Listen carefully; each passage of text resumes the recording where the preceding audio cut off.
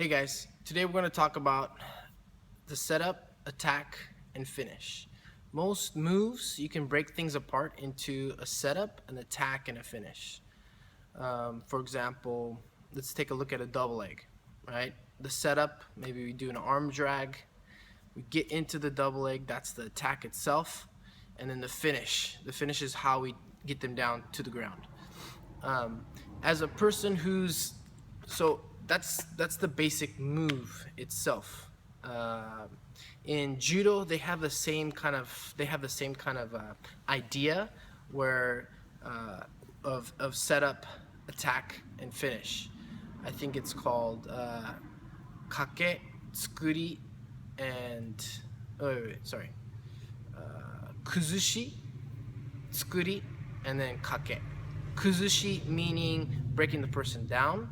Tsukuri meaning to form, to make your body, to that move, and then kake meaning to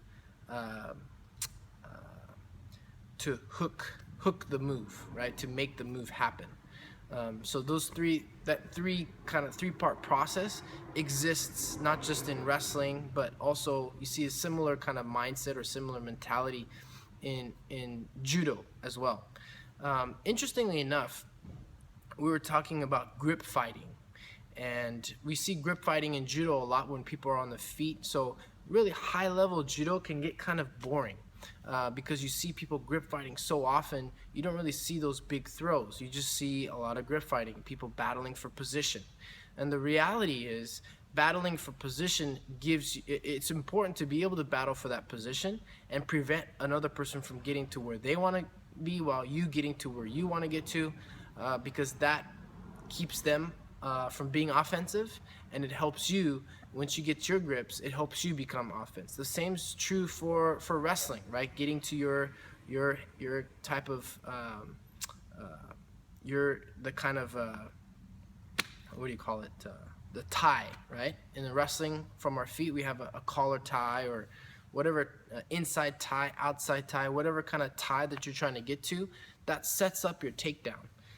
We see the same thing in folk style wrestling when we go to the ground, right? You're setting up, you have some type of spiral ride that breaks them down into whatever attack that you're going to go to, maybe to get a leg in so that you can turn them, and you finish with whatever pinning combination that you're looking to do. So we have the same idea where there's a setup, attack, and a finish on the feet as we do on the ground.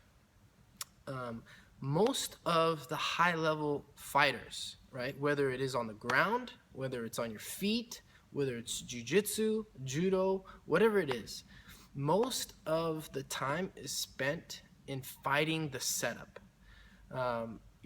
So let's take a look at, so once that person's figured out their setup and they get to the grips or they get to the tie that they want, the other person's lost, right? It only takes a split second to allow them to get to those grips, and the more sure they are, the more comfortable they are from those grips, the harder it's going to be for the defender to be able to counterattack from those positions. Because what you've done is you've gone from a place where both people are in the offensive and they're both kind of attacking, to a situation where one person's completely on the offensive and the other person's completely on the defensive.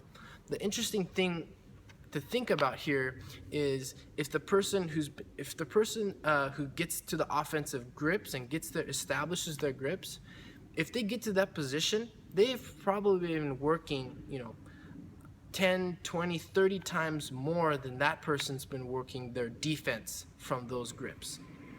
So it's important to understand that as a person who's attacking, getting to your setup, right? Most of the battle happens to prevent the person from getting their setup, and then for you to get to your setup. I'll say that again because it's really important. Most of the battles, right, the big battles, the wins and the losses take place in fighting and battling out that setup, right? Battling out not necessarily the attack, not necessarily the finish, but battling out the setup, right? And being able to battle them out and keep them from getting a good setup prevents them from becoming completely offensive and making you completely defensive. and the opposite's true too. If you're trying to score, getting to your setup, right, establishing your setup puts the other person in a completely defensive situation, and it puts you in a completely offensive situation. And then the attack and finish follows. So now you'll find people that are really good at defending takedowns, right? They have great hips and they know how to move, and they have a heavy sprawl. But interestingly enough, that's maybe a position where they spend a lot of time in, and it's a position where they work a lot on. It's a position that's their setup, right? Being okay, what am I going to do once somebody's in on a double leg? I'm going to work on my sprawl, so I know exactly what I'm going to do. So the best, you'll see that the best, to get to the best, a lot of people are already getting beat from the setup, right? So if you want to kind of jump your game up, work on getting to your setup, and then work on preventing the other person from setting you up. Right? So if you think of it as a chessboard, right? You're setting up an attack on the king. So you're not setting up necessarily a checkmate, but you're setting up a check position, right? And the sooner you're able to set up a check position and prevent the person from putting you in check, the more offensive you're going to be able to become. And once they're in check, now they're in pure defensive mode, right? You're in check, they're in check, and they need to defend. They need to protect their king from getting taken. Now you've put yourself in a setup position, and you're ready to launch an attack and maybe get the finish, right? You've already launched the attack. That's your check position, and your checkmate is the finish.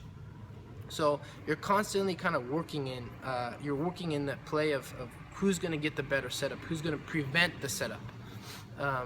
Now, again, don't get me wrong. If you have great attack defenses, if you have great finish defenses, that can be really frustrating for the person on the offensive, right? It's like getting to, you get to the goal, you get to the goalie and you shoot for a goal, and the defender just keeps defending and defending and defending.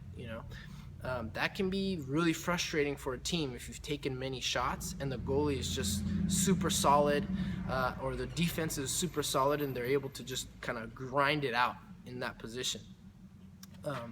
But again, I think where most people get beat right off the bat is in the setup, and they allow the better person to come in and get their comfortable grips and settle in and launch all their attacks. Whereas a good competitor is going to prevent that from the beginning, right? And both people are figuring out how to get their best setups. They're both battling to get their best setups.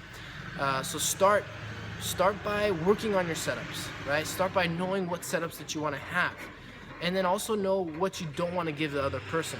What's going to make it difficult for them to be able to launch their attacks? How are you going to prevent that from happening too? That keeps you in the offense and it keeps them in the defense. Okay, so fight the setups. Don't let somebody just come in and get the grips that they want. All right. I hope it's helpful. Good luck. If you guys have any questions or comments, feel free to comment below. I'll try and get back to you as soon as I can.